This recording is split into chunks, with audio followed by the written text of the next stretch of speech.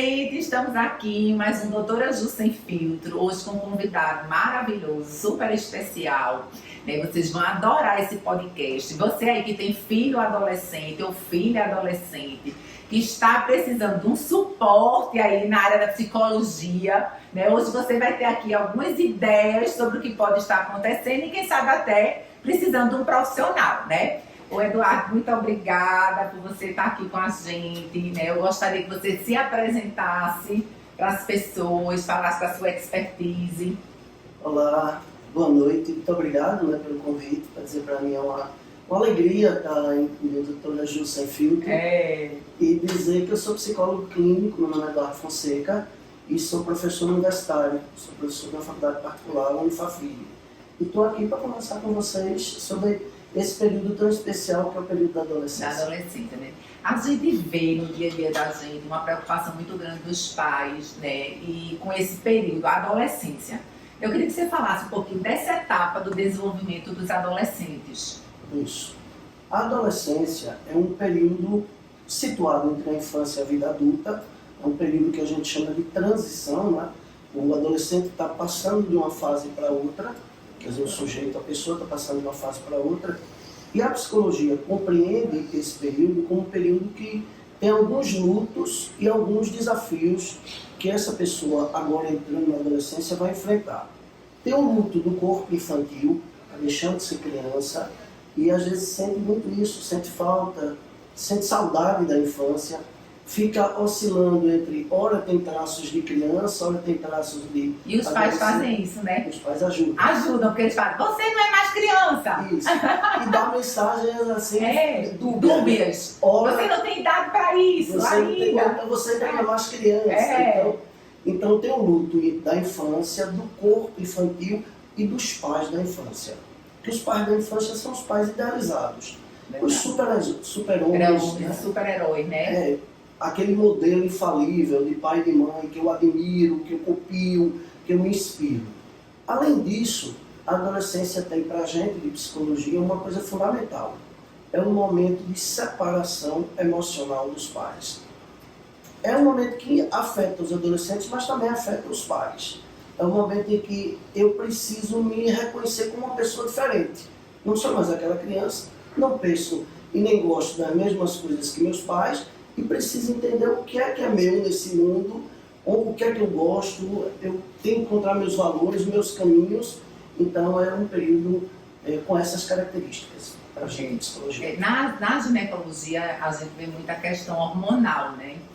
Percebe as transformações, é muito interessante, porque elas vêm às vezes para uma primeira consulta com a gente, e aí a gente vai examinar, e aí elas têm vergonha, aí elas querem saber o que é que vai ser visto, por que é que precisa ser examinada, né? Ao mesmo tempo ela pergunta, a mesma menina que está com vergonha de ser examinada, né, com preocupação também, que é natural, né? Ela quer saber sobre o anticoncepcional, ela quer saber sobre uma série de coisas. Aí você vê os dois lados. Isso. Na mesma adolescente, né?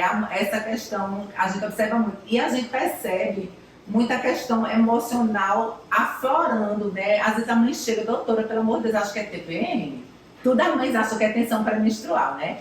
É TPM, essa menina tá muito estranha, essa menina tá diferente. E é exatamente isso, acho que você tá falando, né? Eles procurando o lugar deles nesse mundo, né? Isso. E assim, o que eu vejo e sinto assim, de preocupação às vezes que as mães trazem é como, né, eu queria que você falasse sobre como lidar com esse adolescente no dia de hoje, com tantas questões, como por exemplo a questão do filho no quarto, né? Aquele filho que está socado dentro do quarto, na tela, porque antigamente, na nossa idade, quando a gente era adolescente ou criança, a gente estava na rua. Era no shopping com os amigos, era na rua conversando, era embaixo do prédio jogando, era não sei o quê. E hoje eles estão nesses quartos. Então, assim, esse filho do quarto, qual é a preocupação que a gente tem que ter com relação a isso? Eu gosto muito de dizer que a gente precisa pensar isso, contextualizando e pensar isso caso a caso, né? Então, por exemplo, a adolescência que eu tive, que nós tivemos, é muito diferente da adolescência de hoje em dia. Porque a gente tinha... a adolescência era o momento que a gente ia para o mundo. né? A gente ia sair com os amigos da escola, a gente ia para o clube, a gente ia para o shopping, a gente ia para o cinema. Então a gente ia descobrir o mundo. Verdade. E também brincar. A gente brincava às vezes na rua, né? Dependendo de onde a pessoa morasse, às vezes brincava com os vizinhos, batia bola na frente da rua, no campinho, etc. Hoje em dia a rua ficou muito perigosa, né? Os prédios tomaram o lugar das casas nas ruas. Então, os adolescentes perderam muitos espaços públicos de convivência, de saída. E ficaram muito presos nos condomínios. Né? Isso é um fator importante que a gente leva em consideração. O outro fator é que a tecnologia atual, para celular, para jogos, né? Para jogos, elas são muito atrativas, né? Isso. Então, é uma tecnologia, às vezes eu até converso com os pais, cobrar que os adolescentes saiam dos quartos, quando você não consegue oferecer nada para eles, é muito difícil. Porque ele não, às vezes ele tem um condomínio que oferece opções de lazer, etc. Às vezes não. Então você sai do quarto, você vai para onde? Você vai fazer o quê? Aí você tem uma tecnologia extremamente sedutora, com jogos, com conectividade e com uma tecnologia touchscreen. Você toca, arrasta e aí você captura a criança já desde muito cedo. Por isso que, com que idade, assim, essa questão de oferecer telas, qual é a idade que vocês na psicologia acham que seria menos danoso, assim, para o desenvolvimento desse adolescente, dessa criança? Olha, a gente recomenda que não ofereça antes dos 5 anos. Certo. Porque tem a coisa da linguagem, tem a coisa da sensorialidade, que ela precisa descobrir o mundo, experimentar, mexer, sentir gosto, explorar visualmente e tatilmente o mundo, né? Uhum. Então, antes dos 5 anos é o ideal. Quer dizer, depois dos 5 anos. Agora a gente costuma dizer, quanto mais você consegue retardar, melhor. Agora precisa também oferecer opções. Entendi. A criança precisa viver essa experiência. Quando é que o quarto preocupa?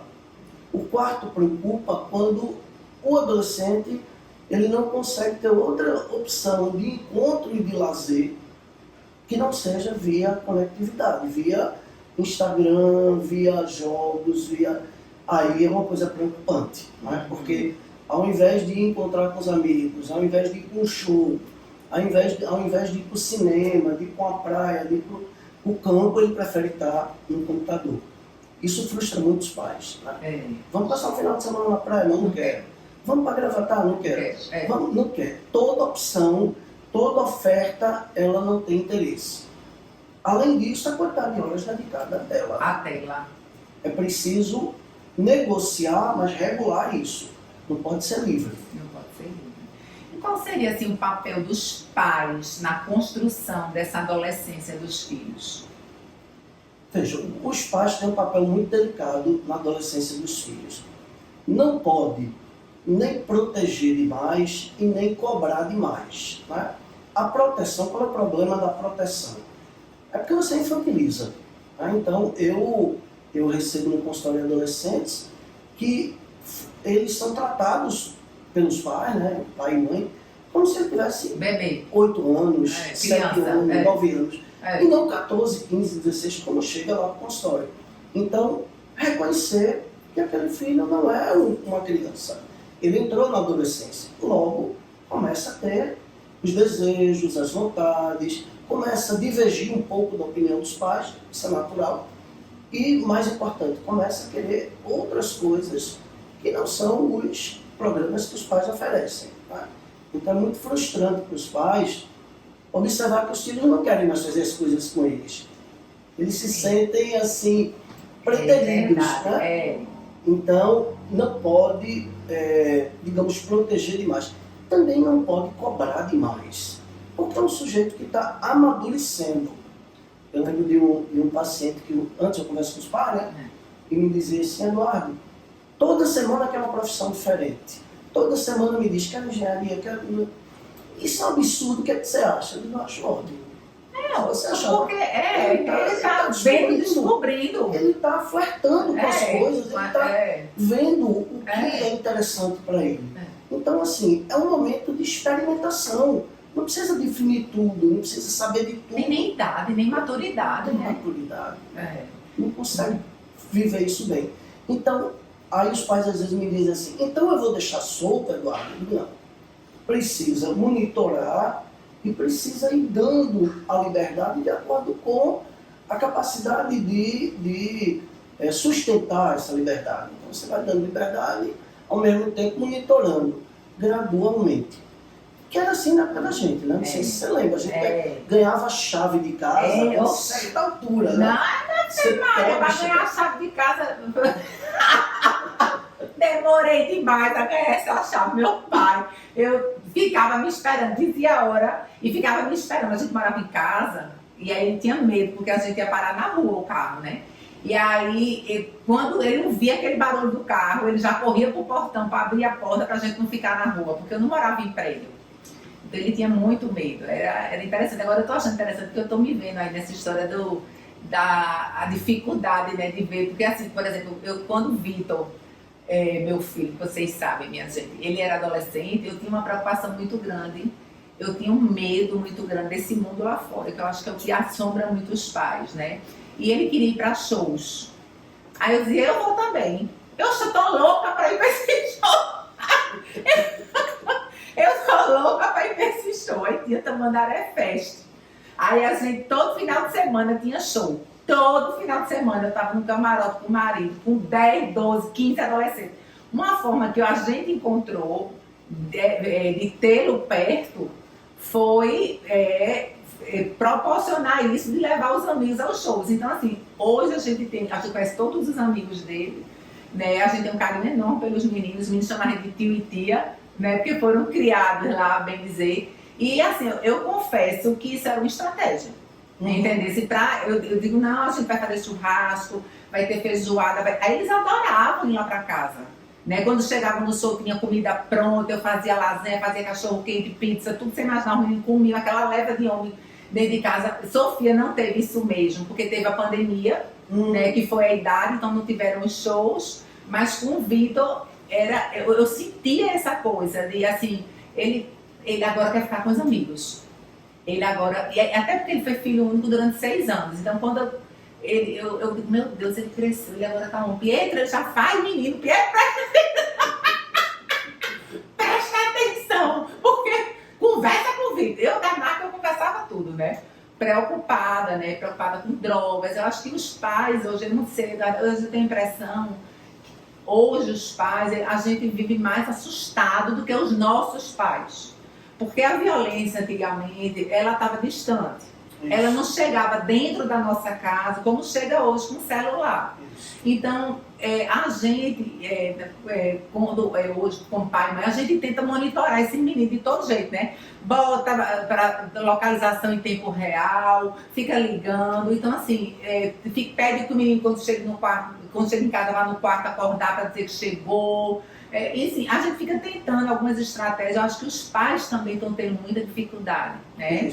De lidar com esse. Tem que dar espaço ao adolescente, mas ao mesmo tempo a gente tem medo desse espaço, porque a gente tem medo do mundo lá fora. Isso. Então, assim, eu brinquei em rua, meu filho não brincou em prédio. Isso. Né? Exatamente. Eu brinquei em rua, porque ele não vai ter essa oportunidade. Eu andei de ônibus, ele nunca andou aqui. De ônibus. Até porque quando eu tentei fazer isso, ele foi assaltado. Um revólver e tudo, ameaçaram matar ele, enfim. Então, a gente traumatizou com essa história, né, na violência. Então, assim, tem uma série de questões que eu fico vendo hoje, né? Eu não sei, por exemplo, eu não sei como é que como é que você acha assim, que esses adolescentes veem esses pais hoje, nesse processo? Como é que é o lado de lá, isso, do que eles falam? É engraçado porque eu acesso muito isso, porque eu atendo adolescentes, né? Então os adolescentes falam muito desses pais. E às vezes não falam para os pais, porque tem coisas que não são difíceis de serem ditas, né? Eles gostam da preocupação, do acompanhamento, eles se sentem assim amparados. Né? Eu digo sempre que a família é uma espécie de rede invisível, que você sabe para onde correr. Você sabe que se tiver em situações difíceis, você pode acionar o pai e a mãe. Isso dá uma segurança, né? Mas é diferente da criança, né? Porque a criança, a família, os pais são uma espécie assim, de porto seguro. Né? Você bota uma criança para brincar num parque, ela brinca e olha para ver se os pais estão naquele lugar. Isso dá segurança. É verdade. Né? Só que na adolescência eles também querem se separar do pai. Se desgarrar. Então, por exemplo, ter os pais muito por perto, o tempo inteiro, eles se sentem muito invadidos. Entendi. Né? E muito cobrados. Os adolescentes me dizem, Eduardo, o pai que eu tive na infância é diferente dos pais que eu tenho agora na adolescência. Toda vez que se aproxima é para criticar e é para cobrar. Já estudou? E essa toalha em cima da cama? Não guarda suas coisas? Vá tomar banho? Então, o acesso acaba sendo um acesso diferente. Né? Então, às vezes, esse pai é um pai que só consegue se aproximar para cobrar. E é compreensível até certo ponto. Quando eu falo com os pais, eu pergunto, o que é que vocês fazem juntos? Né?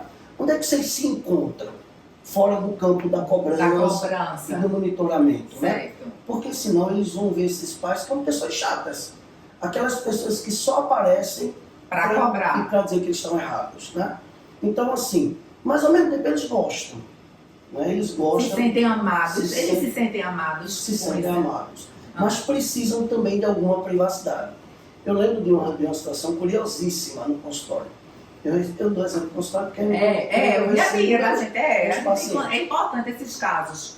Aí chega o filho, um menino assim de 17 anos, com a mãe, na primeira sessão eu atendi os dois, e depois ele estava chorando, tinha terminado o namoro, aquele primeira decepção amorosa vai acabar. Aí converso com ele, acolho, depois continuando com ele, antes de fazendo as sessões, ele disse, eu não tenho direito de sofrer na minha casa. Aí eu disse, como assim você não tem direito de sofrer? Se eu sair do quarto com uma cara de choro, ou se eu estiver chorando, minha mãe vai lá e diz assim, um menino tão bonito desse, muito mais bonito do que aquela menina, você vai encontrar umas 300 meninas mais bonitas do que aquela. E aí eu tenho que ficar o tempo todo contido. Aí eu disse, vamos fazer o seguinte, eu vou falar com tua mãe. Eu vou chamá-la para conversar. Aí liguei, ela foi. Aí eu disse, dona Fulana, a senhora já teve alguma perda amorosa? Ela achou estranho, né? Porque a gente ia falar do filho dela. Ela disse, claro, né, agora todo mundo já teve. E como foi para a senhora? Ela disse, foi péssimo, achei que ia morrer e tal. Seu filho está passando por um momento... Mesma situação. Tem que respeitar o sofrimento dele. Mesmo que a senhora ache que ele é mais bonito do que ela, e que ele vai arrumar umas 300 namoradas mais bonitas. Mas aquela... Ele sofre por aquela. O sofrimento amoroso é o mesmo. Com 17, com 20, com 30, tem 30 com 50. Verdade. Aí eu passo a acolher. Então, esse tipo de invasão é sempre muito ruim para o adolescente. Ele precisa ter alguma privacidade, ao mesmo tempo saber que pode contar com os pais, caso ele precise. O que é que na adolescência dos filhos costuma reativar conflitos nesses pais? Conflitos que foram talvez na adolescência desses pais? Veja, quando os filhos entram na adolescência, eles, de algum modo, remetem os pais às suas próprias adolescências. Então é muito comum, isso a gente em psicologia trabalha muito, os alunos de psicologia eles aprendem isso. É como se eles revivessem as próprias adolescências. Os conflitos com os pais, os desejos, as dificuldades. Então, a gente sempre diz que a gente é pai e mãe a partir do modelo que a gente teve de pai e mãe. Isso. Então, mesmo que a gente não tenha consciência disso, uma parte a gente repete. Né? Quando a gente vê, a gente está fazendo exatamente a mesma coisa que nossos pais fizeram com a gente. Em termos de cobrança, de compreensão, de acolhimento. Então, às vezes, remete esse lado, essa repetição da experiência, e às vezes as nossas frustrações. Queria ter sido bailarina, não fui. E aí eu quero que minha filha seja bailarina. Eu queria ter feito medicina e não fiz. Aí eu queria que meu filho fizesse medicina. Então, às vezes, os desejos e as frustrações dos pais, eles passam para os filhos. É muito curioso isso no consultório, que o adolescente diz, ele começa a perceber o que é dele e o que é dos pais. Né? No início isso é um pouco misturado, mas no processo terapêutico eu sempre levo eles a pensar sobre isso. Mas veja, isso é você que quer ou é seu pai que quer? Né? Isso é o que você deseja ou o que sua mãe deseja?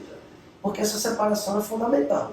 Então, é muito comum que isso aconteça. A gente revive aquelas situações da nossa adolescência. E às vezes circula também uma certa rivalidade, uma certa inveja inconsciente.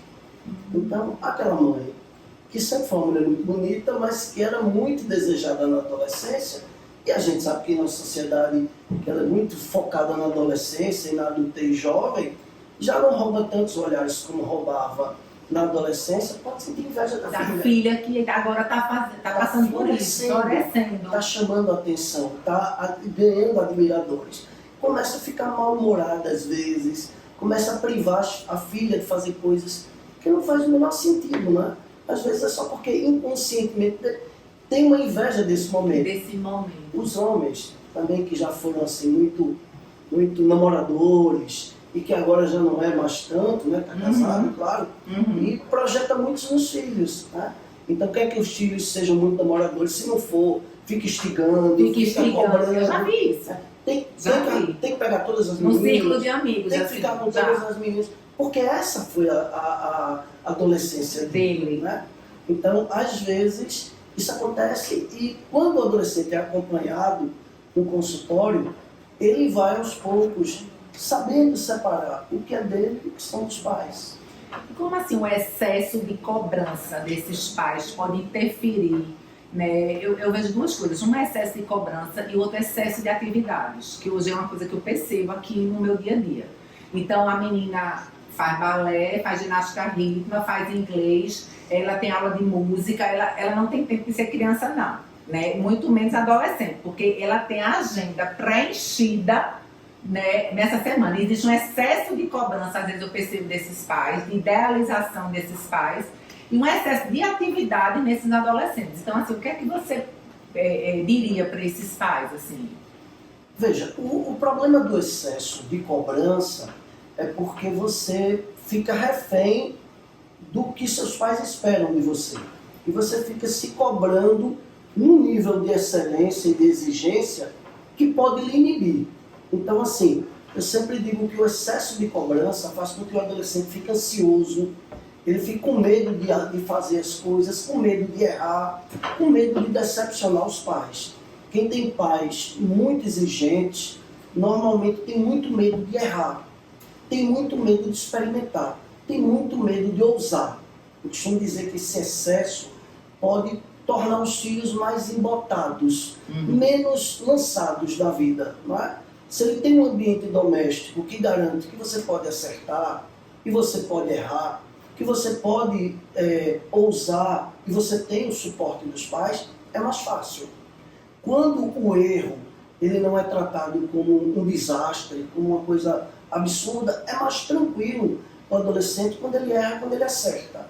Então o excesso de cobrança coloca os adolescentes sempre no limite. Eles ficam sempre muito atentos a todos os sinais e com muito medo de dar errado e de decepcionar os pais. O excesso de atividades, que é uma coisa que eu acho que impacta muito a criança, porque as pessoas não tem tempo de ser criança, né? Imagina o quanto é importante brincar para a criança. E ócio, não tem tempo para ócio. Ócio, isso. Ócio criativo. Isso. A criança precisa brincar, ela precisa ser companheira, ela precisa competir, ela precisa arrumar, brincar e construir com os outros colegas, ela precisa brincar sozinha. A brincadeira tem para a criança um papel fundamental, é uma espécie de laboratório da vida adulta. É uma forma como ela expressa emoções, é uma forma como ela forma parceria de amizade, como ela conhece o mundo. Só que quando ela tem uma agenda muito cheia, é muito comum que essa criança ela cresça de modo muito imaturo. Ela teve poucas experiências e muita exigência. Olha, isso acaba resvalando para a adolescência, né? Mas aí a adolescência, isso tende a ter um outro tipo de repercussão. O que eu vejo muito no consultório é um adolescente sem tempo para nada e com um nível de cobrança muito elevado. Marcar uma hora para atender um adolescente é muito pior que um adulto. É mesmo. Um adolescente, para mim, eu só tenho a sexta de 2 às 4. Todo o resto é ocupado. Se eu não tiver horário disponível de 2 às 4, não tem como atender. Eu digo aos pais, eu não tenho Tem como atender seu seu filho. porque não tem disponibilidade de horário nenhum. Tem o judô, tem a natação, tem o inglês. Então, às vezes, essa agenda, digamos que a gente chama de agenda de executivo, é uma preocupação para os pais para que eles se preparem bem para a vida adulta, que eles cheguem com mais recursos técnicos, com mais ferramentas para a vida adulta. Mas eu acho que às vezes o excesso pode ser prejudicial. Prejudicial, É preciso estar com os amigos, é preciso não fazer nada, é preciso ter tempo para criar, ter um ócio criativo. Isso tem um papel importante na saúde psicológica. Né? Outra coisa que eu vejo muito forte hoje é a questão das redes sociais, no impacto deles com relação à imagem, por exemplo, corporal, aos comportamentos, né? Então eu atendi outro dia uma adolescente, ela disse, doutora, não tira uma foto, nem posta uma foto, porque toda foto que tira, sim, porque a adolescente chegou aqui, queria fazer plástica de mama, queria afinar o nariz, queria fazer um monte de coisa. Aí eu achei aquilo meio estranho, a mãe disse, olha, eu estou preocupada, porque ela não posta uma foto, tudo é ruim, tudo é feio, ela não é tão magra como gostaria, ela não é... Aí começou a falar, eu encaminhei inclusive para a terapia, eu disse, olha, vai precisar trabalhar, porque ela está com alguma dificuldade com a questão da imagem corporal, né? Então, assim, o que é que você vê no dia a dia com relação a essa imagem corporal, os adolescentes e essa coisa que é projetada, né, nas redes sociais? Veja, as redes sociais, elas podem ser muito boas e muito ruins, né? Como tudo, né? É o uso que a gente faz delas que transforma ela numa situação complicada para os adolescentes. Os adolescentes são imaturos emocionalmente. Não tem ainda repertório emocional.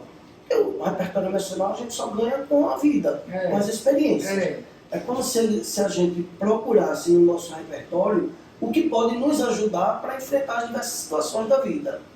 Eles não têm ainda, são muito jovens, não tiveram tempo ainda de ter. Então chegam num mundo onde a exposição, a performance muito cobrada, é muito cobrada, é um nível de exigência muito grande. A gente vive um momento de insatisfação crônica com o corpo e com a imagem. E muito curioso, porque assim, quem não tem o corpo padrão, como eles chamam, está triste e insatisfeito e vai brigar para ter esse corpo. Vai brigar com regime, vai brigar com exercício, a cultura das canetinhas, etc. Isso. Então eles estão insatisfeitos, não estão em paz. Quem tem o corpo padrão tem medo de perder. Então também não está em paz. Não. Então ninguém está em paz. Ninguém está em paz. Nem quem está com o corpo padrão e nem quem deseja ter. Quem não tem quer ter e quem tem medo de perder. Então é uma geração que tem uma insatisfação crônica com a imagem. E um nível de exigência muito alto. Né? Assim, é preciso entrar num padrão que às vezes é praticamente impossível, porque o teu biotipo não dá. Então é uma busca por uma simetria que não existe. Porque nós somos assimétricos. Assimétricos, total. Uma orelha é diferente da outra. Isso, harmonização facial, mudança de cirurgia para a boca, cirurgia para nariz, cirurgia para tudo. Alargar o formato do rosto, orelha, enfim. E nunca fica satisfeito. Além de que isso tem sido um gatilho para transtornos, né? Então, se a gente pegar a curva de crescimento dos transtornos alimentares, como bulimia e anorexia, a gente vai ver que nas últimas 2 e 3 décadas a gente tem um aumento exponencial. Sempre existiu anorexia e bulimia. Né? Mas está pior. Mas está pior. Muito pior. Está pior. Muito pior. Então, é uma geração assim com um nível de exigência muito grande. Um detalhe, o adolescente ele é muito refém da apreciação do outro. Então, chegar num lugar e não ser bem visto, tirar uma foto que não vai ter engajamento, aparecer numa situação social que não tem aprovação, é uma destruição. É uma destruição total. Como se o mundo tivesse ruído naquele momento para o adolescente. Então, e tudo isso acontecendo e ele ainda pensando na escolha profissional, né? Que é outra coisa que eu queria que você comentasse, as dificuldades desses adolescentes com relação às escolhas profissionais, né? Existem algumas expectativas dos pais em relação à profissão dos filhos e quando essa expectativa ela não é correspondida, vira um problema, né? Isso. Eu acho que a gente está vivendo um momento que os adolescentes escolhem a profissão muito cedo. Isso é uma coisa, para mim, muito ruim, né? Porque você definir o que você vai ser profissionalmente Aos 16, 17 anos. 16, 17 anos. Quando você entra no ensino médio, Já, primeiro ano já tem prova. e outra coisa, se você tiver escolhido, por exemplo, medicina, você tem que ir para a turma de medicina.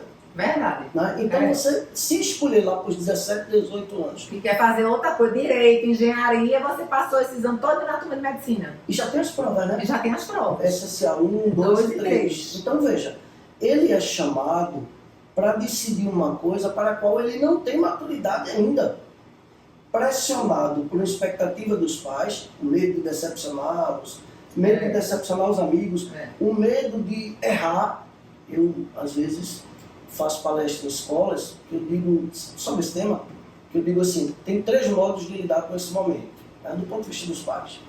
Um é escolher pelos filhos, e aí isso é um desastre. É terrível. É um desastre. Porque se você fizer isso, você está condenando seu filho à infelicidade.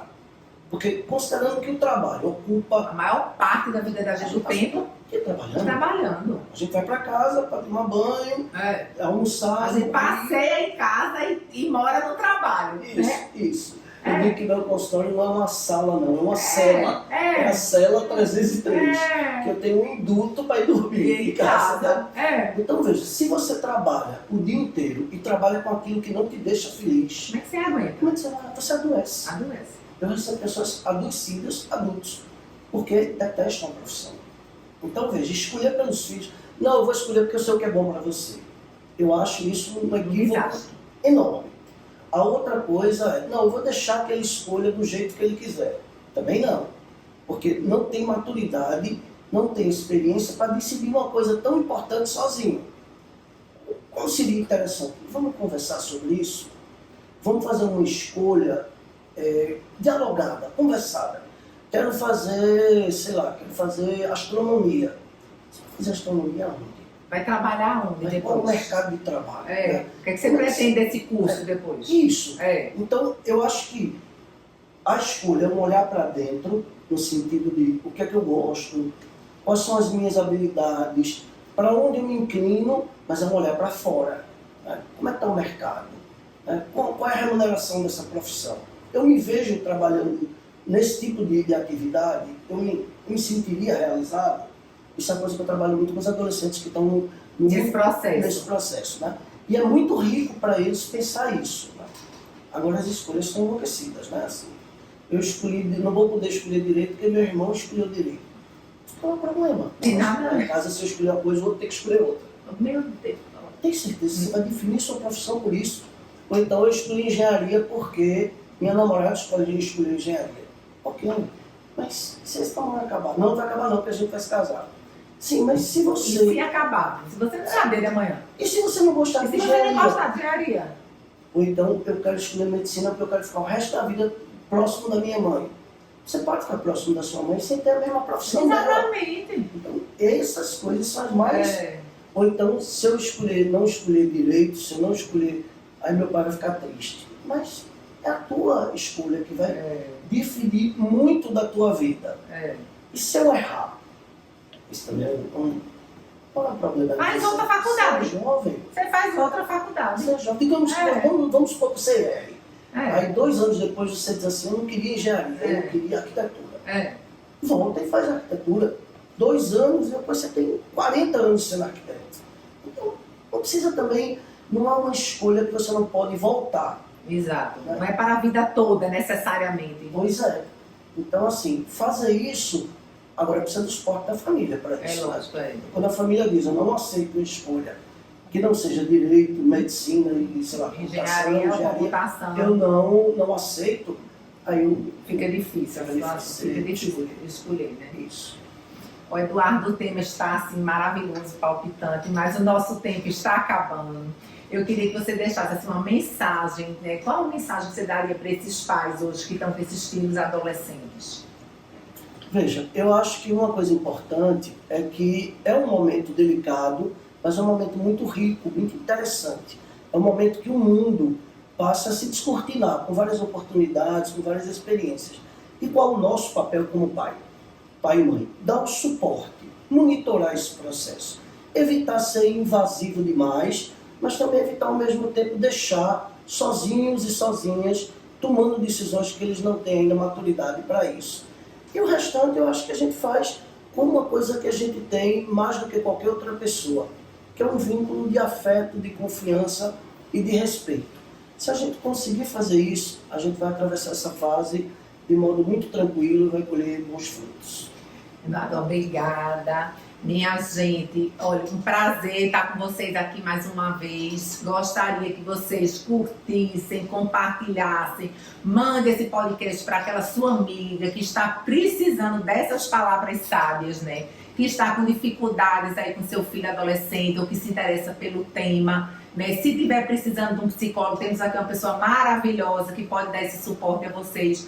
Eu acho que existe aí um preconceito muito grande. Eu vejo aqui no consultório do dia a dia das pessoas, a gente encaminha muitas vezes para os psicólogos e as mães têm dificuldades de levar os seus próprios filhos, né? A psicofobia. Então a gente tem que acabar com essa psicofobia. Se houver necessidade, marque terapia para o seu filho, para a sua filha, que vai fazer muito bem a eles, tá bom? Um beijo e até o próximo podcast.